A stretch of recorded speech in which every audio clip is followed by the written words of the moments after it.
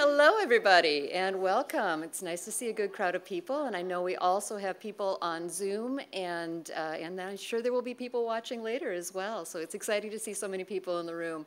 My name is Jan Franson. I am with the St. Anthony Park Garden Club. I co-chair along with Coral Berge, who's sitting right there, and we are very excited to be partnering with the Library Board's Second Thursday Forum. I wanted to say just a quick word about the Garden Club. If you are not familiar with us, you can get a look at the programs that we have in the back of the room. I put out a couple of little flyers there listing our programs for 2024. We also have a lot of activities that we do, like maintaining the gardens right here around the library. Yeah, that's our weekly weeders group, and they do an amazing job. I see a couple of them in the room. And we have a few other programs as well. We also do education programs, and besides our programs that we have monthly from January through May and September through December, we also have give a scholarship to somebody studying horticulture at the university. So if you would like to become a part of this group, if you're not already, I do have some membership forms at the back of the room. And also our membership director, Verena, is sitting right there. So if you'd like to join us for $20 a year, there are a few activities that are members only. Anybody's welcome at most of our programs over at the St. Anthony Park Lutheran Church. But if you'd like to, for example, go on our walking tour of what they've been doing around Como Lake in May, you got to be a member to go to that and sign up for that. So there is still time, there's still space available for that, and then we have a few summer activities coming up as well that will be only for members. So take a look at us. Couples are $25, individuals $20, and I'll turn it over to you, Susan. Hello, everyone. Thank you for coming, and welcome to our Second Thursday Forum. We have one more after this, but I'm Susan Dean. I'm a member of the St. Anthony Park Branch Library Association, and I'd like to thank the Garden Club for co-sponsoring this event with us tonight. For those of you who aren't familiar with the Library Association, we're in our 90th year, and we're a volunteer organization, and our purpose is to support the programs and improvements at the St. Anthony Park Library. Some of the things that we've done have been the children's story time. I know many of you have probably attended it with your children or your grandchildren. It's very popular. We also support the summer programming and adult arts programming. And we also organize the St. Anthony Park Arts Festival and the book sale. And you can see we've already started collecting books, and so I hope that all of you dropped off your donations on the way in. But we started the Second Thursday Forum last September, and we wanted it to focus on topics that we thought were of interest and importance to the community. Our final forum of the season will be featuring Mia Nassanow, who is a St. Anthony Park resident and author. Her new book came out in February, and it's the College Student's Guide to Mental Health, and she will be in conversation with Melissa Lundquist discussing her book. So please join us for that. That will be on May 9th. And then we'll take a short break for the summer, and then we'll resume again in September with a new schedule of forums. And if you'd like to receive email notices about future programs, there's a sign-up sheet or notebook on the table back there. If you put your name and your email address, we'll contact you with a list of our events. And they're also publicized in the Bugle and on the neighborhood listserv. So we're excited to have Bob Dahm tonight as our guest for this evening's forum. Bob began developing and using organic methods and products decades ago after witnessing the toxic effects of agricultural chemicals on his father and grandfather and other farmers in Iowa. Almost 40 years ago in 1986, Bob started a landscape firm and organic lawn company called Organic Bob. He recently sold the business to Organic Lawns by Lunseth, where he now works with the new owners. He's here this evening to share his decades of experience with us. Tonight's program is the first of two parts. On Saturday, April 27th at 2 p.m., we'll have kind of a field trip from the library to 2 yards in the neighborhood where Bob will demonstrate the methods that he's going to describe tonight. And so we'll meet at the library and walk to the 2 sites, and Bob will show us how to start saying goodbye lawn and hello garden. So Bob Dahm.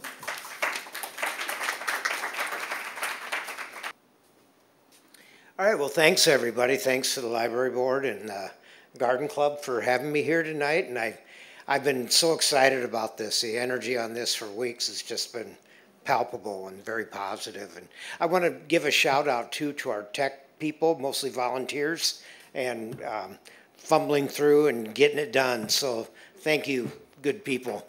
Yeah. All right, so I got my clicker here. Yeah, I'm Bob Dahm, and I've got a fire in the belly about this stuff, about organics. And this is my family growing up. I'm the handsome devil in the striped suit on my dad's lap, and that thing was purple, lavender, and charcoal. And I'm pretty sure I was the 5th Dahm boy to wear that thing. So we all grew through it so fast it wouldn't, it never wore out. My mom was a school teacher, and she was also a soil conservation activist. So back in the 60s, 70s, and 80s, she was preaching the word to farmers, kids, politicians, anybody who would listen about, we got to protect the soil. And my dad and both my grandfathers and virtually every adult male I knew were farmers. And I watched my dad and grandpa and a lot of these farmers die of cancer one after the other. Prostate cancer rate for my home county in Iowa is many times the national average. And then years later, I was in charge of grounds for a children's psychiatric hospital, and the playground was terrible. It was just a mud pit because I was refusing to put any chemicals on it. And so I started, checking in. Actually, it was a woman, organic farmer, who told me, well, you should do organics. And I said, what's that? I don't know what you mean. And so she took me to school, and that was my launch. And so after 3 years of doing organics on the playground was looking better than the rest of the grounds that we were doing with chemicals. And we were spending a lot less time and energy in that playground as compared to the rest. So I switched the entire grounds over to organics, and that was in 1986. And so the staff saw how good this looked, and they didn't know it was organic. They just, wow, this looks great. Can you come do it at my house? So that's how my business was born. And yeah, so, with stories like this, there's a lot of passion. I mean, if I were doing this for money, I would have quit a long time ago. But it's a labor of love, passion project. So with these alternatives, if you're talking about an organic lawn, that's an alternative. If you're talking pollinator garden or whatever, you need some alternatives to herbicides. And the way organics work is healthy soil, healthy plants. So we manipulate the soil microbiology to favor grass and perennials over weeds. And you can also try some flame weeding, which the guys in the audience usually are pretty excited about going home and try that. And it'll weed a garage too, so just be careful. So on lawns, why do we want to say goodbye to our lawns? Well, these are just a few statistics. An area the size of Texas, and we over half our drinking water goes to lawns. And compared to agriculture, lawns get far more chemicals per acre than corn or soybeans or anything else. And then like it says, I've seen this time and time again, what's listed as an inert ingredient on one product is an active ingredient on another. There's just really very little regulation of these things, but an organic farmer has to swim through an ocean of paperwork to prove they're not putting the chemicals down. So hopefully someday that will shift, but for now it's our reality. Now the way that the soil microbiology works, you know, we're in an ecosystem. This is actually where we live is a highly disturbed oak savanna. And so, you know, on a soil biology level, we're over here near bare rock or lichens. And the soil is dominated by bacteria and a lot of bad bacteria, the anaerobic stuff. And the amount of bacteria in the soil stays pretty consistent all the way across. And the player that changes is the amount of fungal biomass in the soil. And so on this end, there's very little. On the other end, it's, you know, 40, 50, 100 times more biomass of fungi in the soil than there is bacteria. And the tipping point, you know, on one side of the line, it's more bacterial, the other side is more fungal, is the line between weeds and grasses. Many weeds are annuals or biennials, and so their job is to grow fast and die. They're building organic matter in the soil, and they're preparing the succession because grasses need more organic matter in the soil. And so, you know, the weeds are trying to repair our soil. Our invasive species they're a bit opportunistic, but they're actually trying to repair the soil too, so it can prepare for the next wave of succession. And also, I meant to announce in the beginning, if any of you want to take a photo of any of these slides, feel free to. I am going to send this presentation and slides to Susan, and then she can email those out to you, and you can print them off or whatever. So, and this, I get really geeked out about this stuff, you can tell, but this is a microscopic photograph of a root. The white background in that picture is a tiny feeder root on a plant. And the ropey looking stuff is fungi. And it's coiled around that root, it's physically protecting it. And the big snaky thing with the spiky end, that's a root-feeding nematode. And it's like a parasite. It goes and it, you know, jabs that spike into a plant root and then, you know, sucks the plant juices out. And it can carry diseases, and if you get a big population of them, they can kill plants. But this one's tangled up in the fungi, so it's going to end up becoming food for this plant. Now the fungi, this is the cool part. The fungi, and how many people have heard of mycorrhizal fungi?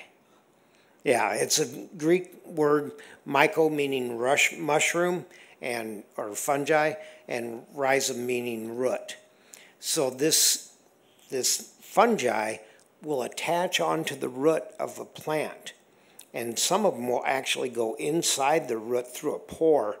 And plants, when they do photosynthesis, they make simple carbohydrates, and that's what they eat. And they overproduce by about 40%.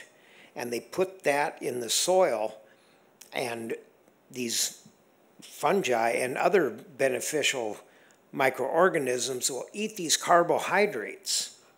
And so there's a symbiotic thing. Now, the fungi can tell, you know, Mr. Apple Tree, your carbohydrates are funky today. You need some calcium. And it goes out through this vast fungal network that's in the soil, and it gathers up nutrients. It'll get calcium and bring it back and feed it to the host plant with water. So it's like a smart root. You know, we got our smartphones as a smart root. And there's a woman, Dr. Suzanne Simard, and she's done these talks and research When trees talk to each other, it's YouTube videos on this. I've heard her speak, and it's just, it is sit there in awe, and she's very, very, just an amazing, amazing person. So that, that's the kind of stuff we're trying to get going in the soil. So these are just three, individuals, three species represented, the plant, the fungi, and the nematode. And the intricacies of just those relationships. Now you throw more plants in, you throw more species of fungi and protozoa and a bunch of other stuff I can't pronounce, and you've got this whole community in the soil. So it's just mind-boggling. So, and here it is, soil is alive. Soil is about 90%, give or take, rock. Whether it's a stone, gravel, sand, silt, particle of clay, it's rock in some shape or form. And the other 5 to 10% is organic matter. And so something that either is alive or once was alive. And that's what drives the engine of the soil. So, and soil health it takes about 3 years to get soil healthy. And that's why there's like a 3-year certification process for organic farms, is it takes that long to do things. So the first thing these organisms do is they'll detox your soil. If there's been synthetic fertilizers or herbicides, pesticides, those break down into salts. And they salt your soil. They kill off biology. And so the biology will take organic matter or carbon, and they render it inert. They pack this carbon in through a molecular process, and so it's still there, but it can't be taken up. So it's like, I don't know if you've seen that Star Wars where Harrison Ford is frozen in the thing. It's like he's still there, but he's frozen. So it's a similar thing here. And compost and compost tea are the best places to get these microbes. You can do inoculants, like the mycorrhizae inoculants and stuff, but good old compost. And the diversity. So the next step in healing the soil is, we've got it detoxed, and now we want to get some more organisms in there. So diversity, and it's like you have community members. I compare it to a football team. If all I have is quarterbacks, we're going to get killed. If all we have are linebackers, we're never going to get down the field. So the more diversity you have, the more ecological jobs that get done in the soil. And so it's all about community. So the more players, the more jobs get done, the healthier the soil gets. And then you want to mature this. So, all the time, it's kind of like our yards, right? Some years you have dandelions, some years you have creeping Charlie, some years the grass is actually doing good. Or in a prairie, you got bee balm that's taken over this year, and other years it'll be something else. Everything ebbs and flows. Same thing is true in the soil. If you get an inch of rain, certain microbes will bloom and others will go dormant. So, and they're that responsive. So it's a very elegant dance. It's like a, multiple waltzes going on through the soil all the time. Now we'll talk about soil prep. How do you say goodbye to lawn? We got a variety of methods here. So solarization is clear plastic laid on top of the ground. You bury the edges and maybe weight it down a little bit. You want to create almost an airtight, shelter over the soil, or it ends up being like a greenhouse. And it heats up so much that it kills the grass, the dandelions, the creeping Charlie, whatever. And then the weed seeds that are there, they will germinate, and then they die.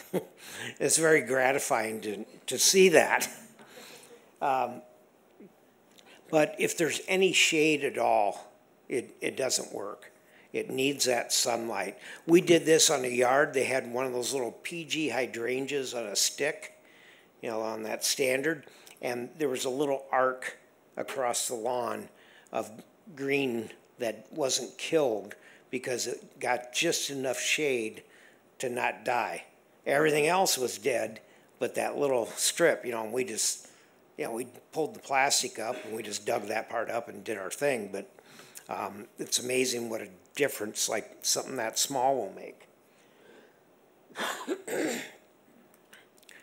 And black plastic, this method, it blocks the light, so it's called occultation. And you have to block that light for a full season, and a season and a half is actually preferable. And again, bury the edges, weight it down. The only drawback to these plastics is, well, you got to figure out what to do with it when you're done.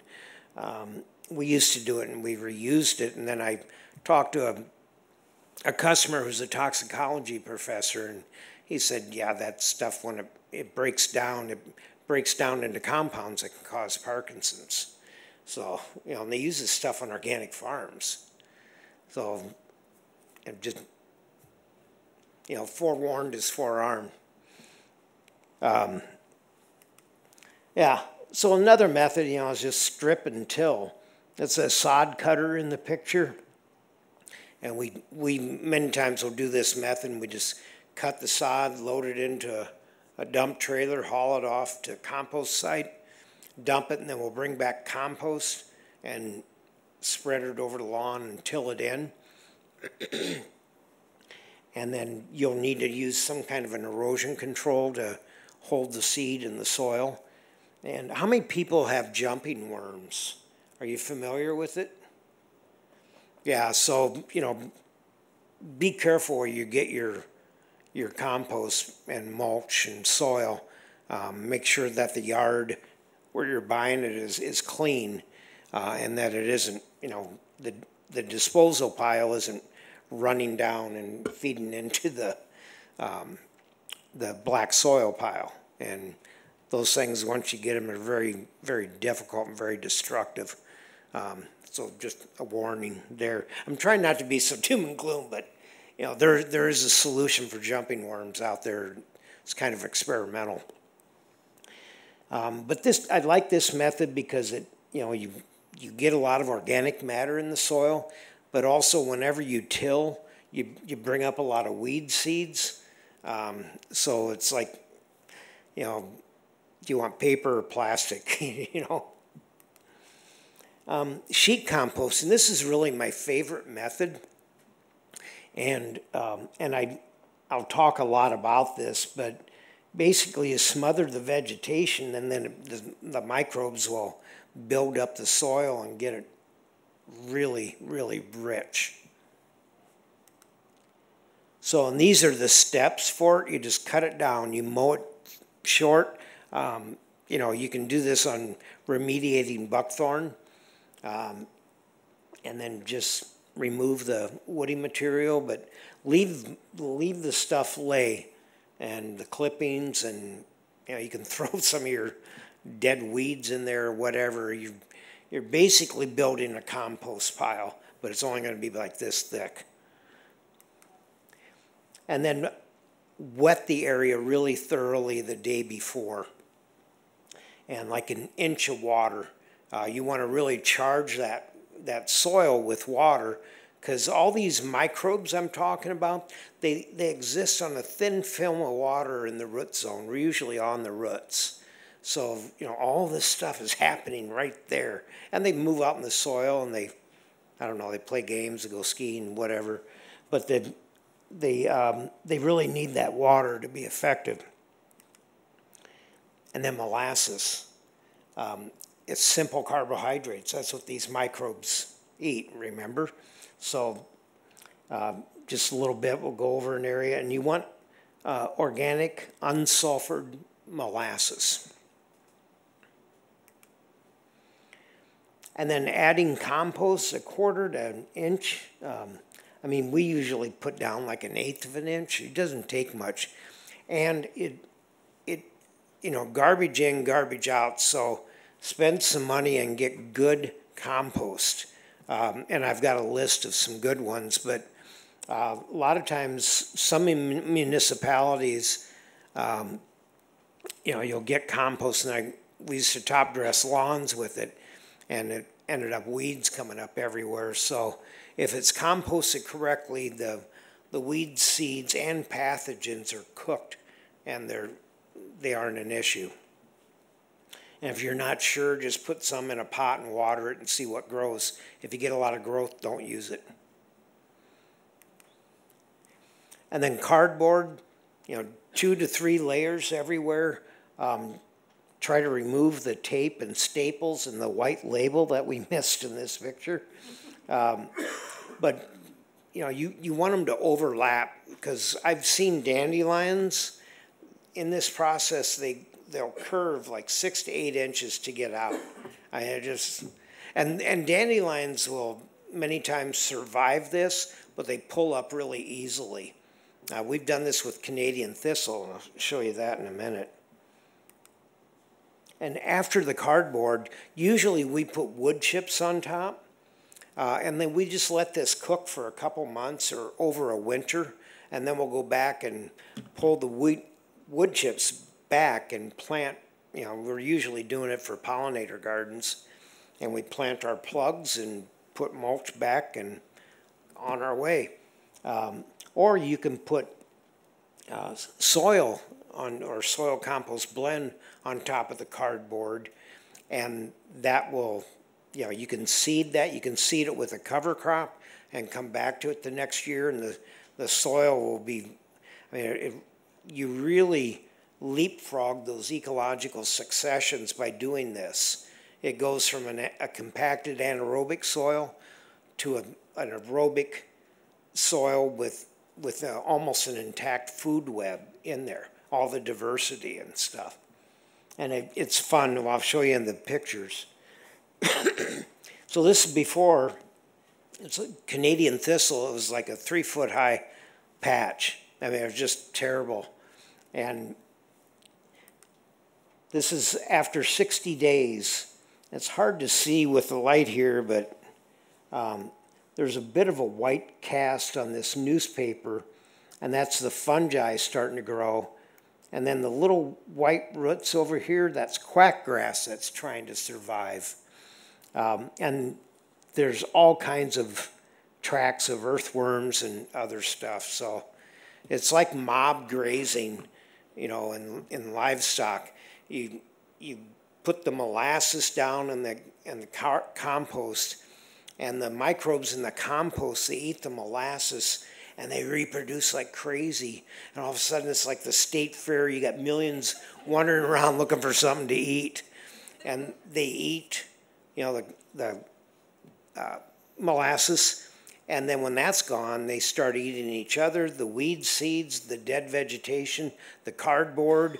Everybody's reproducing and pooping and dying. And it's just this free-for-all down there. And the soil, they just tunnel through. And as the season cools, they get driven deeper and deeper, and they'll break through that compaction. You know, and there's bacteria that will take like particles of clay, and they produce this kind of slime called glomalin, something like that. And they glue these little particles together, and they make these micro aggregates. It's like packing a snowball. Well, then fungi will come together, and they'll kind of lasso them together, you know, like roots. When you pull up a plant and the roots are clinging to it, that's what the fungi will do too. And so they create all these air spaces in the soil. And so clay soil, it really responds well to this. And, you know, clay soil is a good soil. It's got a lot of nutrients in it, and it's good until you do something to it. You know, you can't plow it. You know, that's why much of this area were dairy farms, because you couldn't, you know, raise anything on it except, you know, hay fields and pastures. So, you know, dairy. but it's a really rich soil, and this was a very rich landscape. The oak savanna was great diversity. It was a climax community on that ecological scale. But there's the thistle residue after 60 days. I mean, it went from a green plant laying on the ground to this, and in just 60 days. And this was a couple weeks after that we planted these plants, and this was done at my church. So it was all volunteers, and we didn't have the money for mulch, so everybody was bringing grass clippings from home. And we did quite a big area. So, and now to date you can't see any of that. It's like this high in native plants, and the pollinators, you go up to it, they're just buzzing. We were trying to take a picture of some bees, a film of them on a patch of clover, and that's hard to do. So while the photographer's trying to do that, I'm looking around, and I see a few bees, mostly honeybees, on clover here and there, and I look over at this wetland, and it's just buzzing with activity, and all these pollinators are just happy as can be. So, and this is step by step. If you want to take a photograph, this is a step by step of the sheet composting that we do. And again, a lot of times we would do it this time of year and then go plant in September, after the heat of summer is pretty much past. Or we do it in September and then plant this time of year. So in Dutch white clover, we're getting more into like the alternative plants. We've learned how we're going to say goodbye to the garden now. Which plants are we going to say hello to? And Dutch white clover, it's a good plant if you put it in your lawn. At 4% of your seed mix, it will supply enough nitrogen to eliminate one of the 2 fertilizer applications you do a year. It's got a downside though. Honeybees, and it only helps honeybees, which are domesticated bees, and like 14, 15 native bee species. And the bad thing about it is that diseases and parasites from honeybees are deposited on the clover, and then the native bees, they don't have any natural defenses against these diseases or these parasites, so they get it and they carry it to other native bees. So it's having a negative impact on native pollinators. And there's over 400 species of native bees in Minnesota, and there's thousands of species of pollinators, and they're all being damaged by this. So, don't try to eradicate the clover in your yard, but please don't add anymore. And the bee lawns, this is one of the plants in the original bee lawn mix, and the Twin City Seed has that mix, and they've got enough feedback about this that they have some other mixes that don't have the Dutch white clover. So they're giving people choices, and I just want people to know, again, it's the truth about something. It seems like a good thing to do, but you look closer and there's a better way of doing it. And clover is regulated as an invasive in Wisconsin, Kentucky, and I believe Oregon or Washington. So. And buffalo grass, it's a native grass. This stuff will grow in gravel. So a boulevard, hot sunny boulevard, this would be a great place for that. Grass hates boulevards. And it's, they call it the hell strip for a reason. And I was walking through a construction area once, and they put in new street and curbs and sidewalks, and the boulevard was empty, and they had dirt ready to go in there. And I went and looked in, and below it all, there's compacted gravel. That's the bed for the street and sidewalks. and that was like 18 inches down. And there are chunks of asphalt and concrete, some rebar, a pop can from a worker's lunch, and some various debris. And then the pile of dirt that they had going in there looked like it was about half asphalt tailings. And then there's a pile of really nice black dirt there with a couple rolls of sod and a tree. So we'll just throw this stuff in there, throw everything in, pop a tree in, and call it good. And it's like, it's just, yeah. So the stuff just won't grow in these boulevards, but there's a plant for everything. There's a lid for every pot, and there's a plant for every place. And, this stuff I planted it in boulevards, and it's done well. It likes it hot, dry, sandy, gravelly. It doesn't take a whole lot of organic matter to make it happy. And if you give it good conditions, it'll do really good, too, and needs very, very little maintenance once it's established. And all native bee lawn, buffalo and blue grama grasses, and then flowers like blue-eye grass, pussy toe, calico asters, and a lot more.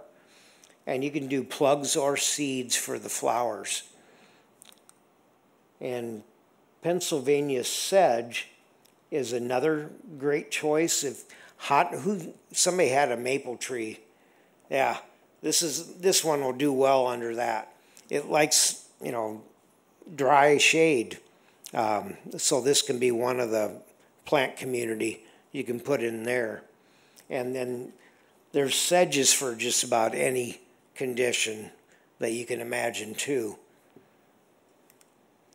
Prairie dropseed, it's just beautiful plant. It just looks like green fireworks. It's just a shower of leaves, and it'll tolerate being dry once it gets established. Our native plants, the last few summers have been pretty bad drought. Not to them, it's just another Minnesota summer, so. And then reducing with natives.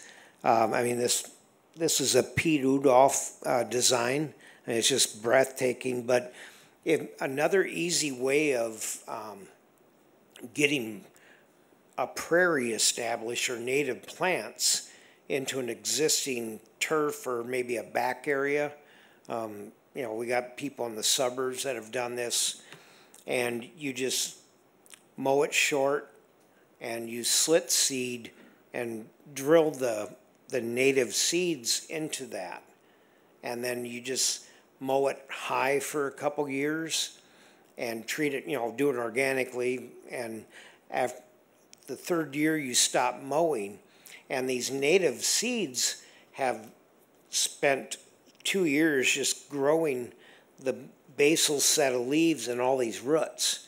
And then when you stop mowing, it just erupts, crowds out most weeds, and you've got a full-fledged prairie there. And I have a friend who did this. He bought a 60-acre dairy farm down by Whitewater State Park, southeast of Rochester, and he did this on the hayfields and the upland pastures. And now, it's like 12 years now, and he's got these exotic endangered birds, native birds that are in there, and you walk through and it's like just life everywhere. And he's got stuff showing up like these native orchids he never planted. So these plants, they do this succession, right? And then if you build it, they will come. And a friend of his who's a bird expert said, there's a Henslow sparrow. He's seen 4 of them there, and in his previous 10 years or so, he's seen 2. So it's amazing how quickly things will heal. And we feel like we have this insurmountable problem with climate change, and the soil biology is going to be a big factor in healing this planet. And Goodbye Hell Strip, these are some plants. We have these pre-designed gardens, and you can find them all over the internet. But we'll rip out that turf and amend it and then plant these, and they like that lousy soil. And native plants, it's very important not to fertilize. They don't like high fertility soils. And, you know, that's fine by me. The less work, the better. And a shady boulevard has its own challenges. You know, and there's some hostas and stuff, but there's quite a few native plants that will tolerate shade with poor quality soil. In fact, Prairie Moon Nursery, I was on their site the other day looking for something, and I saw they had a seed mix for, you know, low crappy soil or something. It's called something like that, the crappy soil mix.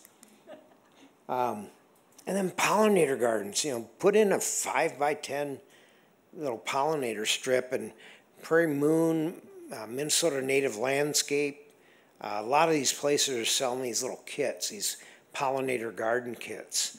So you can take out a little section of your lawn, you know, sheet compost it, and then plant these little kits in there.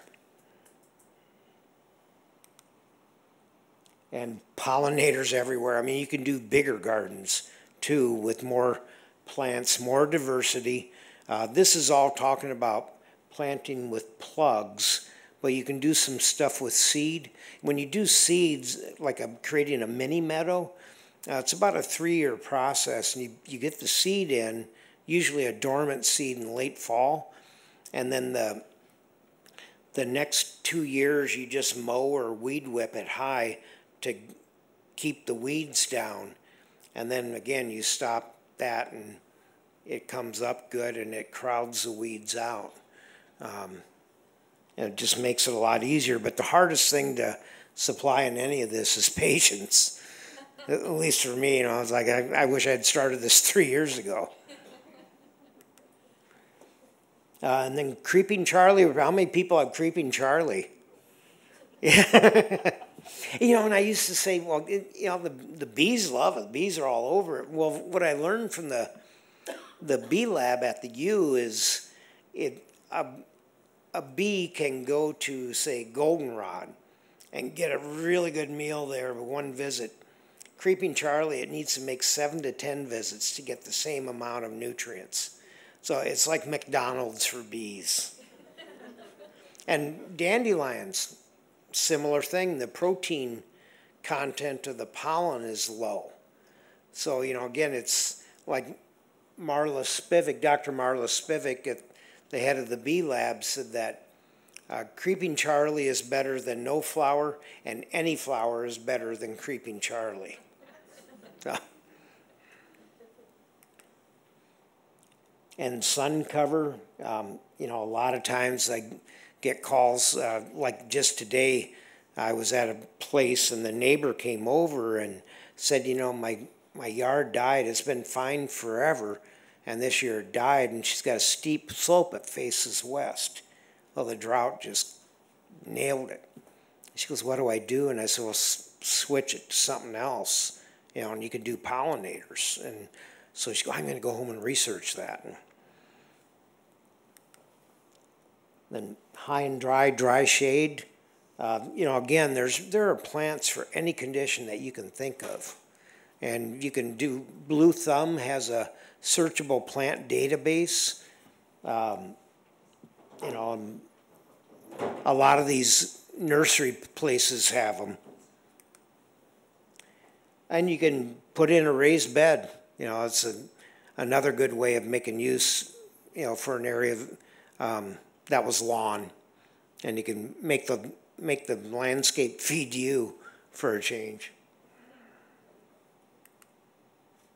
And these are resources. So I've got a few slides of resources here. If you guys want to take pictures of them, and like I said, I'll be sending these to Susan. Yeah, and these are the composts. Cosmo is a really good compost. It's corn stalks and dairy manure, and it's really highly fungal. And I told the owner of the farm where he does this, how do you get this stuff so fungal? Because it's just, bacteria in the waste. And he says, I have my ways. So, and then other good compost bagged ones, Mississippi topsoils, you find that at a lot of garden centers. Sue's and Cosmo bagged stuff. Sue's is from Wisconsin. It's a Korean family. They created a leaf compost for their ginseng farm. And then they're selling more of that than they are ginseng, I think. And a lot of these are available at Mother Earth Gardens in Minneapolis. And I think Eggplant probably has something, either these or something comparable. And some other resources, the Board of Water and Soil Resources, or Bowser, they've got a lot of info. They're the ones that put together the Lawns to Legume program, where you can get grants for doing these things, and Metro Blooms is where you go to apply. They're administrating that grant program, and then us.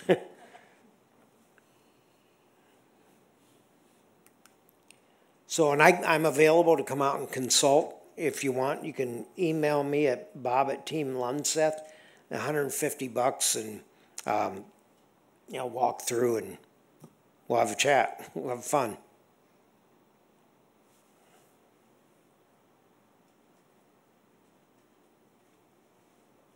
Make sure everybody gets in here.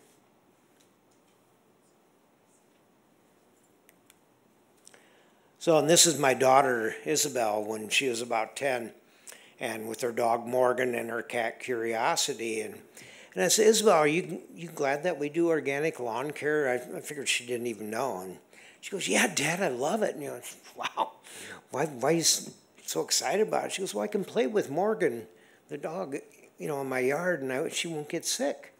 And I said, oh, that's sweet, honey. I said, what about the cat? She goes, cats don't care, Dad.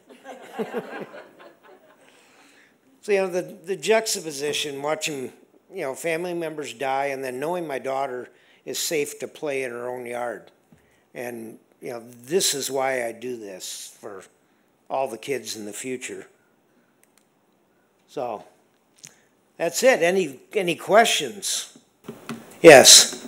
I have two questions, one of which is, Sandy Park has a lot of hills and slope has like high-level slopes, and so when you're doing the step, if you do the cardboard lasagna method and then you put the compost on, what erosion control do you recommend to put that in place? And then my second question, piggybacking that on, is a lot of the boulevards on the streets with high angles would have a lot of salts from the winter, and so how do you keep the good fungi and bacteria going with repeated salts application? Yeah, great questions. Did everybody hear those? Can you repeat them for Yeah. So the question was, if you have a steep slope, how do you keep the compost and the mulch and everything on that slope? And the compost, you're putting it down in the grass and water it in, it'll settle it into the grass. But with the cardboard. Yeah, and the cardboard, what we've done is we've used sod staples and staple it down. They're those little wire things that are about 6 inches long. Most garden centers have them. And be careful when you're doing that. I've done a lot of slipping and sliding on cardboard on slopes. But what we've done is you actually start at the top and you do it the opposite of shingles. So you want the bottom row to overlap the top one so that it creates an edge so that it slides, it's caught on that cardboard, and you just do that going down. So like a shingles on a roof, you want the bottom one underneath the top so the water runs off. This you're doing it the other way, so you're forcing the water and the mulch and everything down. And another way is you can buy these straw logs. They're like they're sediment log, but they're an onion sack stuffed with straw, and you can get them at some garden centers. And they're a long tube. I think they're like 20 feet long, and so you stake those down across the slope, and then I just try to cover them with mulch, and they'll get exposed. And once in a while, I just throw more mulch on them. And then once you plant, let the plants get established, and those roots will hold everything. And on slopes like that, I like to plant kind of thick so that it fills in, and you don't get a chance for weeds to come through. It's just you get full canopy on it once the plants get big. And that, it's hard to see weeds in a prairie, but there aren't any because they got so much competition. And that's the best way probably. We've laid logs over, we've laid branches, facing up. There's a lot of funky ways you can do it, but terracing is another one, but that's a lot of work. So, and with the straw logs, you're basically creating a terrace that will capture it. So, and did that get both questions? What was the other one? Oh, the salt on the boulevards, and that's a tough area to do this on a boulevard, especially if there's tree roots, because you got the sidewalk and the curb, and you got the big hump of a boulevard, and it's hard to do it on there. On the perimeter of these, like next to sidewalks or meeting up with the neighbor's lawn, we'll dig what I call a wedge trench. So you got the vertical surface, and then here's your grass coming, your sod going like this down to it. And so we dig, so there's a trench alongside that sidewalk. And then you end up with a 2-inch uniform layer of mulch all the way over to the sidewalk. Because if you go flat to the sidewalk, it's going to be very little mulch there. It's always going to spill out on the sidewalk. So you create this edge there.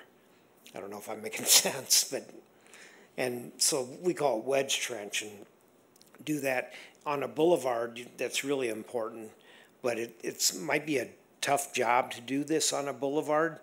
But play with it. I've seen it work on boulevards, and you can maybe mix a little straw in, or lay straw first and then the mulch, because the straw will interlock and it mats down and it'll hold things. And it's a good soil cleansing thing to do. It gets protozoa grows in it, and then they go and they eat all the bad bacteria in the soil. So, yeah. I don't know if it's because we didn't have a lot of snow cover this winter, but how do you counter yellow grass from dog urine? When we had a lot of cover with snow, it didn't seem to be a problem, but now it is this year. Yeah, the question was, how do you handle dog urine or dog spots? And it's especially bad this year because no snow, and it's a nitrogen burn. So putting lime on it doesn't do anything. It just puts more salt in the soil. But you can work some compost in, or peat moss or something carbon, because the carbon will tie up that nitrogen, and then it'll gas off a lot of that nitrogen, but then it'll lock it up with the carbon. And if you're able to, before winter, if your dog always goes in this area in the winter, not on the deck like ours does, but but on the grass, just put a thick layer of compost out there, like half an inch thick, and then that will tie up the urine, the nitrogen in the urine, and it won't burn nearly as bad. Oh, yes, sir. I was wondering if you had any experience with doing the sheet composting to cover creeping bellflowers, because they have the tubers, and you dig them out of the ground. But in the lawn, it's just about impossible to get them out of the lawn, because I have to dig down like 8 inches. I get tubers the size of carrots. I know. Yeah, the question was, will sheet composting work on getting rid of creeping bellflower and maybe a little bit, but not really. I mean, there's Facebook pages about creeping bellflower. And what I've heard, I mean, I researched it a lot. We had this organic herbicide that would kill it off, but you had to put it down like every year for 3 years. And it basically, it was doing the same thing as what I've found to be the best method, and that's just deadhead it.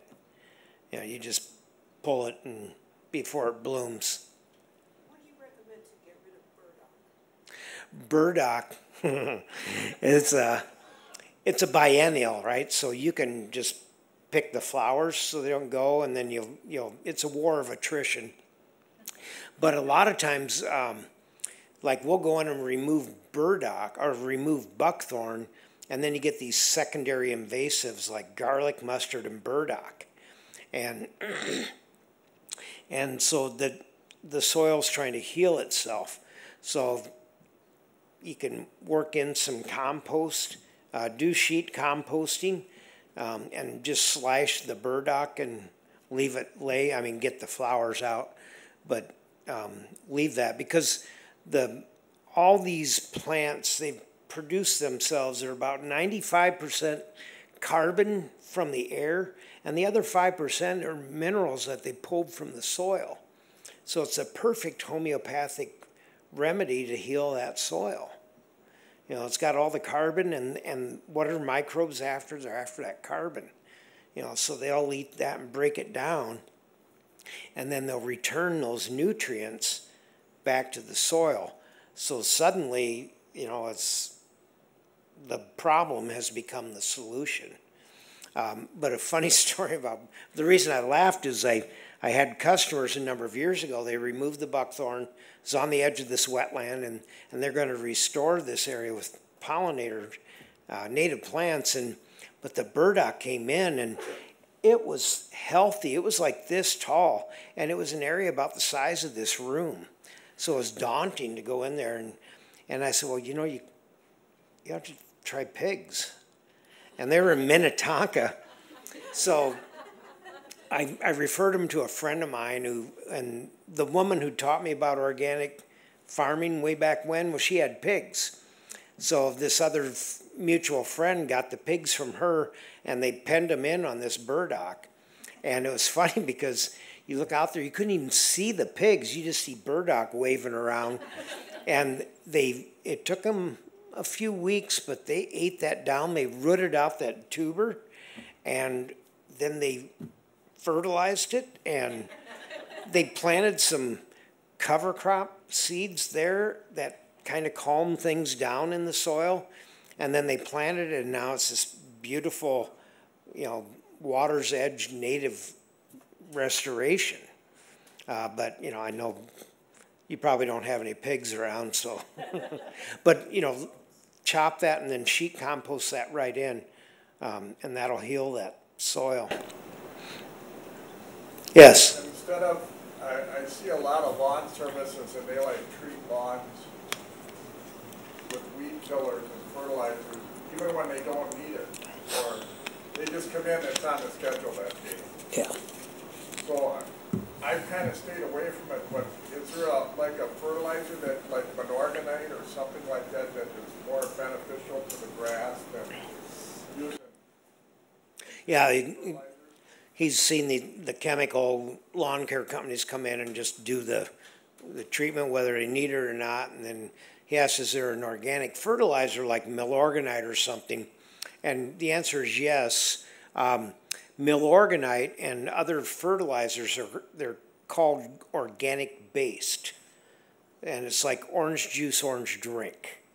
And the organic based is, well, Milorganite is composted human sewage from the city of Milwaukee, and it's got, you know, heavy metal contamination. So federal government says you can't put that much heavy metal on somebody's yard, and so they cut it with synthetics to get it down to whatever amount of heavy metals they think is okay to put on my yard. I'm kind of a zero guy, and but so avoid things that are called organic based because seriously, you'd be better off just going with synthetic fertilizer.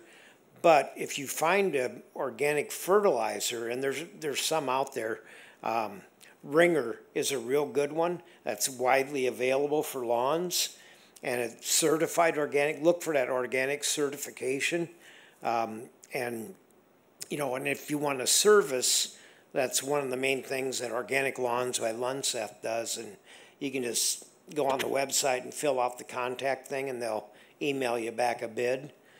Pretty painless.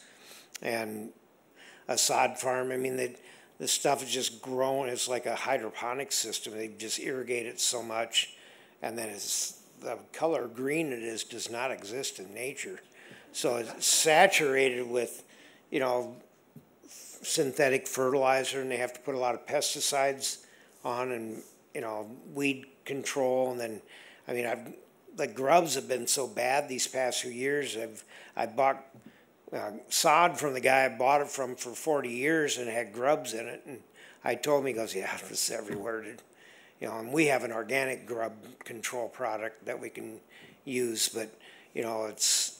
I mean, yeah, nothing in this industry would surprise me anymore. So, yeah. Kind of back on the creeping bellflower. Yeah. Deadheading. I deadhead any of the ones that are in the garden beds, but it doesn't do any good because it sends up new stuff from the tubers.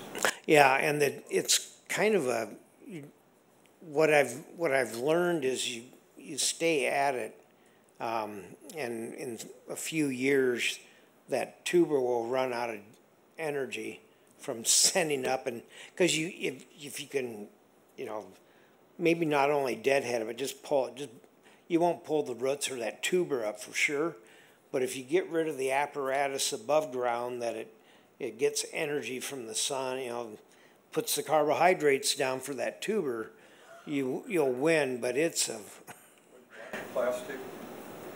Any guesses how long you'd have to have that down to kill the tubers? Yeah, It works really well with like goutweed. I put it down for a year and a half, and it killed the goutweed. Yeah, I mean, try anything. We tried this, organic herbicide that kills everything, and it would kill the plant, and the next year it would come back with distorted leaves, and we'd hit it again because we had it marked in my business partner's yard, and we kept hitting that thing, and like the third year is coming back, and the patch was smaller, but it, and that was with, herbicide. So, and it's resistant to 2,4-D and Roundup and everything. It's a tough one. I can give you my friend's number. It has the pigs. Anybody else? Yeah. You were dealing with a full sun front yard and with a significant slope. I know she had the same question. Would you still choose the cardboard sandwiching method, or would you is that still the best method in your opinion? Well, the question was, again, the very steep, sunny slope, would the cardboard and mulch be the best? And, we've done it on steep slopes, and a lot of it was on the homeowner, because that stuff's going to slide off, and you just got to push it back up, or you put those straw logs across, every 3 feet or something. Would solarization be as effective? If it's fully sunny, yeah, that works great. And it's fun because I did a project a number of years ago, and it was a really steep, this woman's yard came out and it sloped pretty steep, like a lot of them you see in, South Minneapolis. And then it got about 5 feet from the sidewalk, and it dropped even steeper. And we solarized that, and it, killed it. And at the bottom was all this purslane that germinated.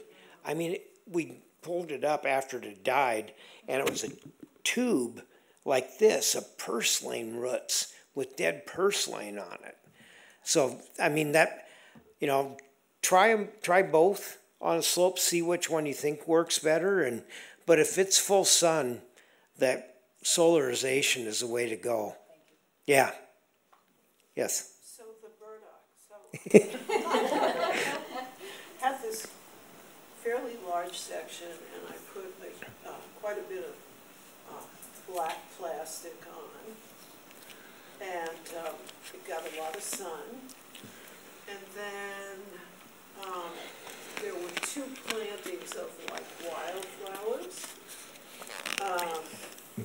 and so it's clearly a significant improvement, but the burdock just is there. I'm just constantly pulling it.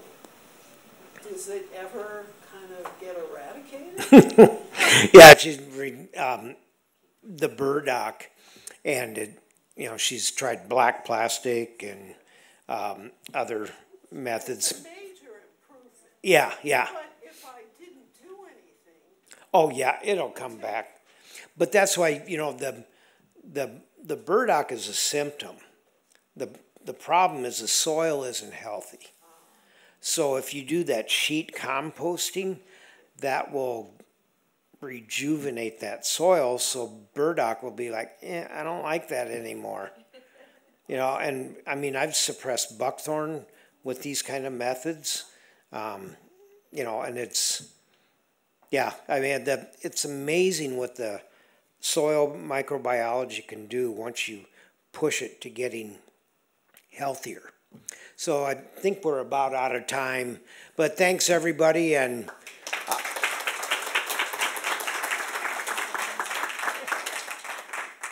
sorry, we have to allow time for the camera people to pack up and be out before the library closes.